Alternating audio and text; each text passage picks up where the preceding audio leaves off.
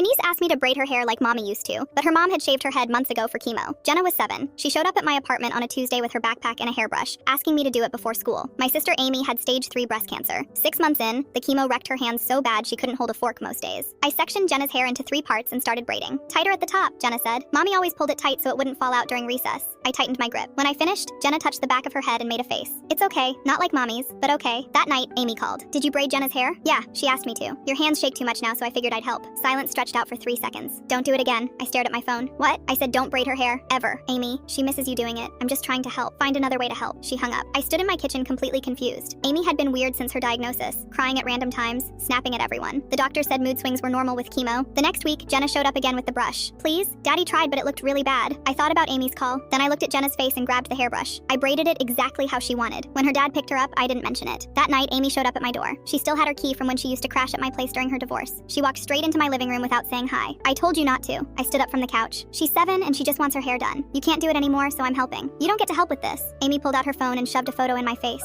Me and her ex-husband Jake at a coffee shop from 4 years ago. My stomach dropped. That was nothing. We got coffee once when you two were separated. You slept with him. The room felt smaller. You guys were broken up. It was one drunk night and you got back together a week later. I never told you because it didn't matter. Jake told me 6 months ago. Her voice cracked. Every detail. Amy, I'm sorry. It was 4 years ago and you weren't even together. I shaved my head the day he told me. I stared at her buzzed scalp, barely an inch of regrowth. You shaved your head because of me and Jake? She laughed, but it sounded completely wrong. I needed to destroy something I could control. Something I chose instead of having it taken from me. My brain stopped working. Wait, you don't have cancer? Stage 3 breast cancer. Chemo every 2 weeks. Everyone believed it immediately. She wiped her eyes. Mom cried. Dad started a GoFundMe. Jenna made me get well cards. You've been lying about cancer for 6 months? Everyone felt sorry for me for once. Do you know what it's like having a sister everyone likes more? Who's funnier? Who Jake actually wanted? I didn't know he wanted me. We were drunk and stupid. And now you don't get to braid my daughter's hair. You don't get to be the hero aunt stepping in while poor sick Amy can't manage. You don't get her. Amy walked to the door and stopped with her hand on the knob. If you tell anyone, I'll make sure Jenna knows what you did with her dad. She's 7. Think about what that'll do to her. She left. I didn't braid Jenna's hair after that. Every time she asked, I made excuses. She stopped asking after 3 weeks. Then yesterday, Jake called. Amy's in the hospital. She tried to kill herself. I grabbed my keys. What happened? Pills. Jenna found her on the bathroom floor. When I got to the hospital, Amy was asleep. Jenna was in the waiting room with my parents. She saw me and ran over. I knelt down and she grabbed my arms. Mommy left a note. She said she doesn't have cancer. She lied about everything. My chest felt tight. I know, baby. Why would she lie about that? I didn't have an answer that would make sense to a 7-year-old. Jenna's hair was tangled, uncombed for days. She touched it and looked at me. Can you do my braid now? I took her to the bathroom and brushed out the knots. French braid, tight at the top, loose at the bottom. Exactly how Amy taught me when we were kids sharing a bathroom before school. Jenna looked in the mirror and smiled for the first time in days. Through the bathroom door, I could hear my mom in the waiting room asking Jake how none of us noticed, how we all missed it. Jenna turned around and hugged me. When mommy's hair grows back, can she do my braids again? I smoothed down the flyaways on her head and thought about Amy in that hospital bed, about the GoFundMe my dad started that raised $40,000, about Jenna making construction paper cards every week for 6 months. Yeah, kiddo, when it's long enough,